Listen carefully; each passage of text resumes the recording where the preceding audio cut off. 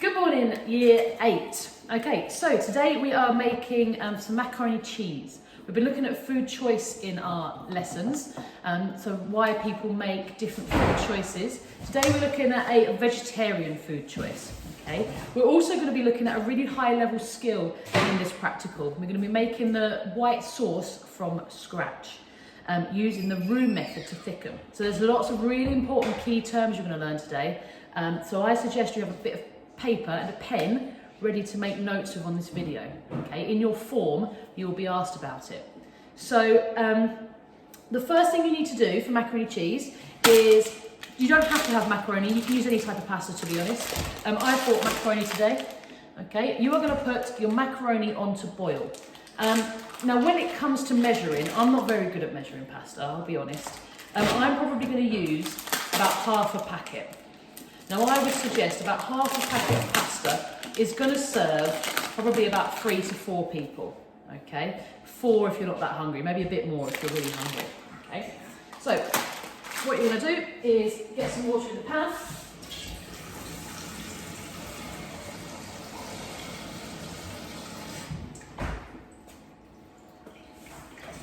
And I've filled that about halfway, just some cold water is fine. You can use boiling water from a kettle if you want as well.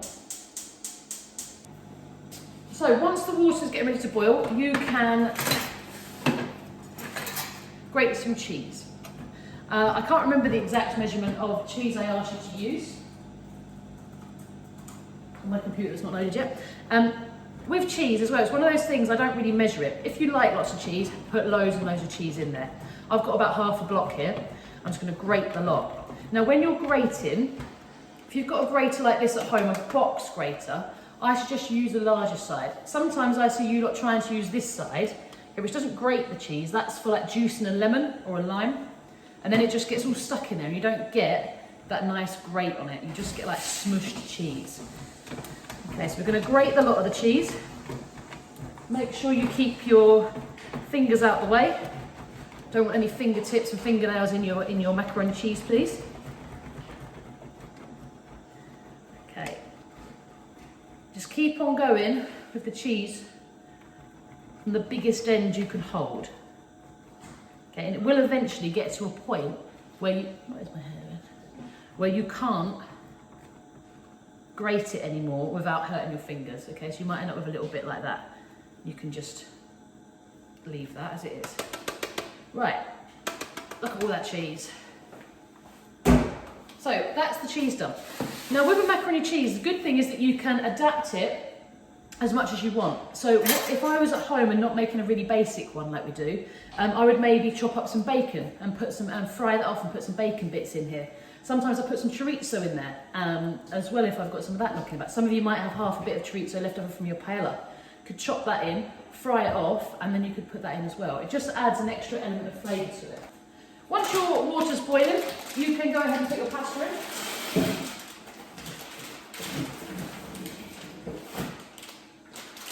Do a lot. We've put it all in. Again, I have to feed all of the staff, so we better put more too much than not enough in.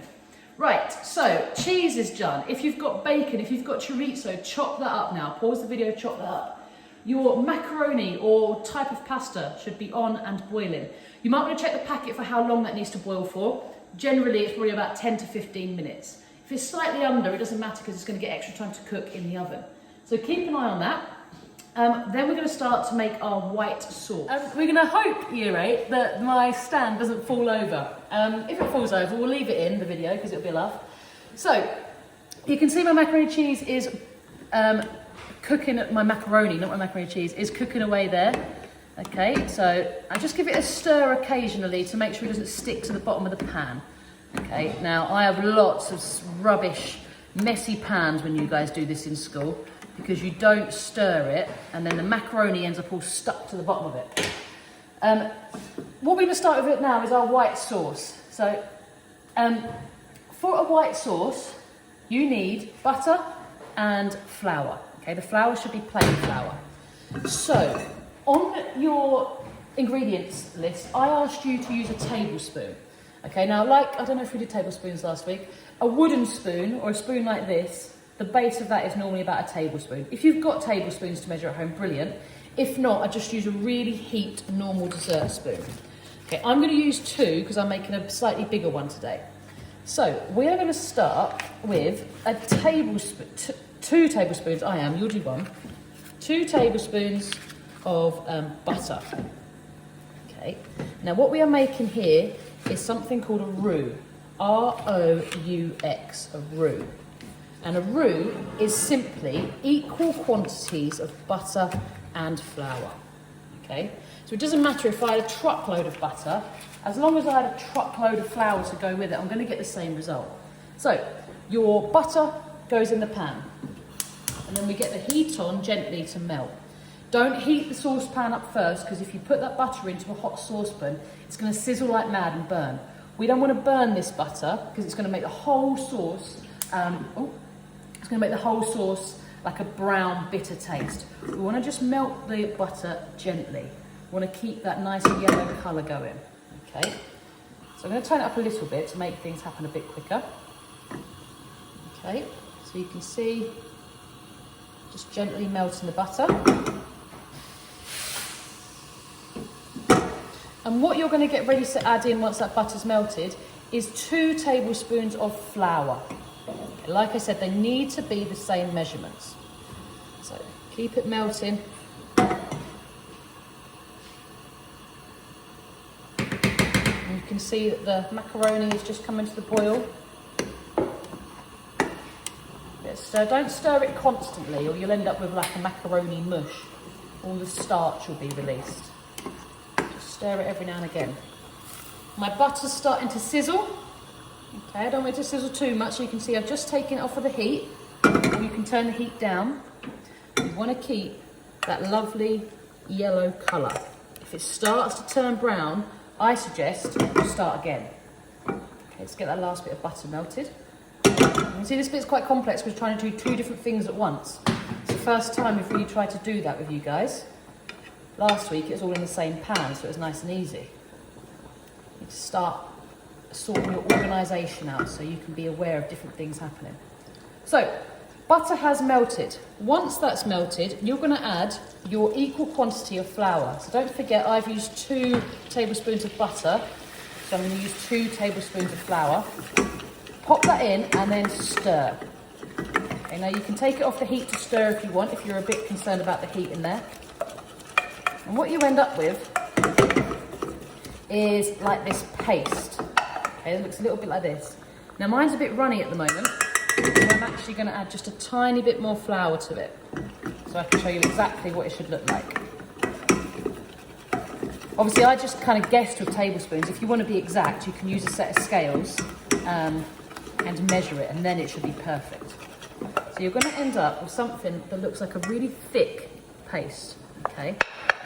This is your roux, R-O-U-X. It's our equal quantity of butter and flour.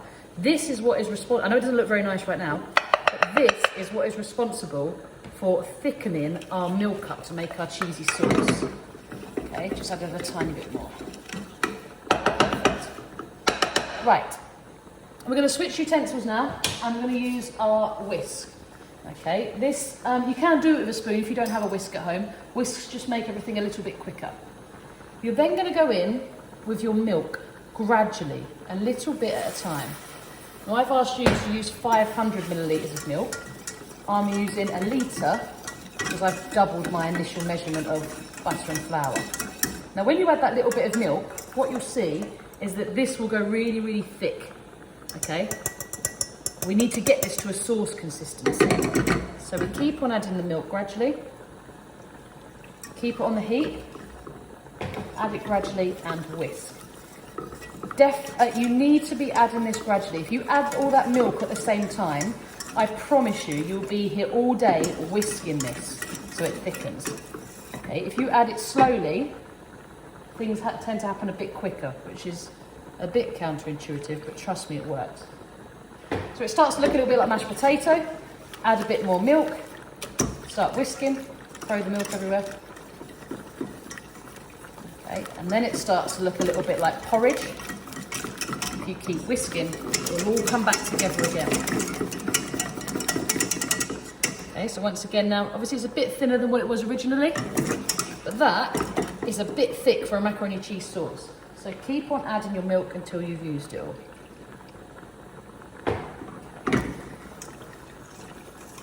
So add a bit and whisk. Oh, I'll get some mustard. So I've got some mustard powder here that I'm going to add in. I'm going to add it in now so that it get a chance to cook out, okay? So mustard powder, even if you don't like mustard, mustard powder, it won't taste like putting a tablespoon of mustard directly in there. It will just give your sauce a little extra kick, but nothing too crazy that's going to be spicy and blow your head off. So I'm just kind of guesstimating this. About a teaspoon should be enough. Okay, if you've got some of that knocking around in your cupboards, I recommend you get that in there. So, whisk. You can see what we're getting now is this nice silky sauce. Okay, but I don't have enough sauce to coat all my macaroni in, so I need to keep going. So what's happening here is actually a really, really important food process. Okay, and there's a lot of science behind it. So this sauce, as we're adding the milk, it thickens. You need to understand by the end of this lesson how that sauce thickens. So make sure you've got your pen and paper ready, because I'm going to give you key words and explain what's happening. So, in flour, you have something called starch. Okay, now starch, you can actually see starch here as well. Because it's in flour, it's also in pasta. All of this white stuff bubbling up here is starch. Actually, that's just reminded me, I might want to check on that. I think we are almost there with the macaroni. Let's just test a little bit. Test a little bit. You can just take a little bit out, bite into it. If it's soft, which this one is, you can drain it. Careful with your handle, it might be a little bit hot. Take it to your sink and drain it in a colander. Rinse it off. So we rinse the macaroni off to rinse the rest of that starch off. We don't really want our starch coated on our macaroni because it makes things sticky. So we don't want it on the pasta, but we do want it in the sauce because it thickens. So, as I was saying, in flour there is starch. As we heat the flour up and add liquid, those little starch granules that are in the flour start to absorb and take on that liquid. You remember absorption from the paella lesson? It takes on the liquid and it gets bigger and bigger and bigger. Just like that rice from paella. When we put it in, they were quite thin and skinny. As it absorbed all the liquid, they got a bit more swollen and fatter. So that's what happens as we add this. So the starch granules take on all the liquid and get bigger and bigger and bigger. Eventually, when they get to the right temperature and get so big, they burst. When they burst, that is what thickens this sauce, okay? Now, if your sauce isn't thickening, if you're standing here for ages and your sauce isn't going like mine, the problem with that is it's not at the right temperature. For starch granules to start to burst, it needs to be at about 63 degrees. For your full thickening to happen, it needs to be at 100 degrees. Okay, so if your sauce isn't boiling, it's not going to thicken. So the starch granules take on the liquid. When they get to 63 degrees, they start to burst. At 100, it should be complete. Now this process of thickening a sauce using starch is called gelatinization. Okay, gelatinization. Last week we looked at reducing. We reduced the amount of liquid in the pan, therefore thickening it up by evaporation. This one is gelatinization. Thickening a sauce with starch. So your arm should be aching by now. My arm started to ache and I make this stuff a lot. Okay, you can see I've added almost all of my milk now. Okay, I had about a litre in it to start with. And what I've got is this sauce that now should coat lots of my macaroni. Okay, but I'm going to keep on going and keep on whisking, because if I stop, I can see that that's not boiling in there. Or just about. So keep on going. Make sure you get right into the corners of the pan so that if anything's stuck,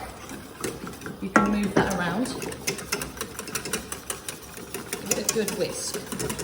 Stick with it if it's not thick enough, I promise it will get there. If you've got the roux right. Okay, a little bit more.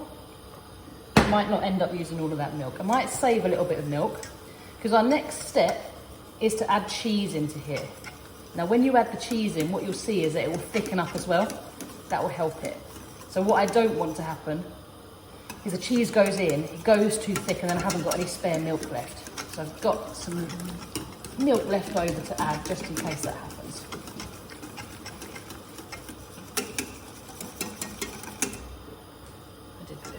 Forgot to say at the start, guys, make sure your oven goes on, please. It's going to go on at about 200. Right.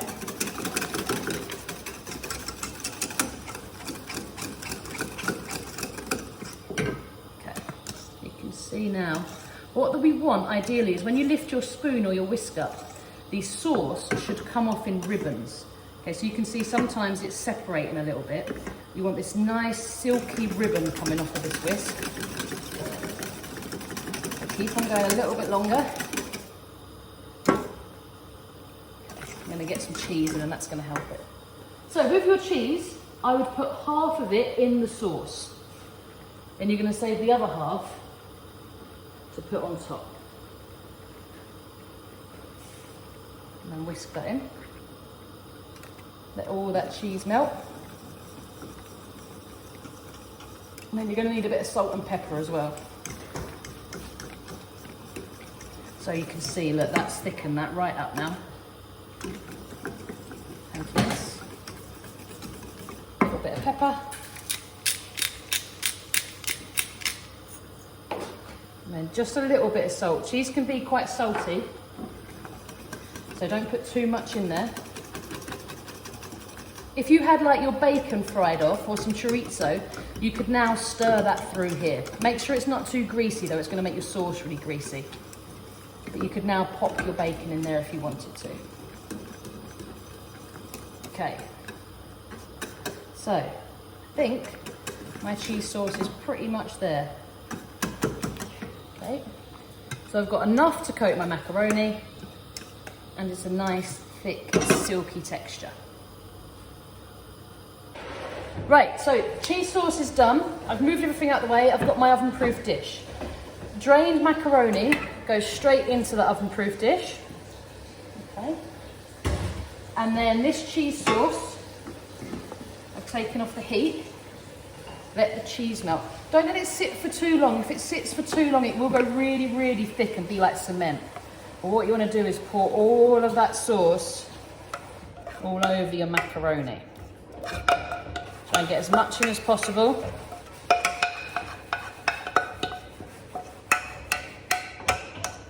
And then give it a good mix up. Oh, try not to throw the macaroni everywhere.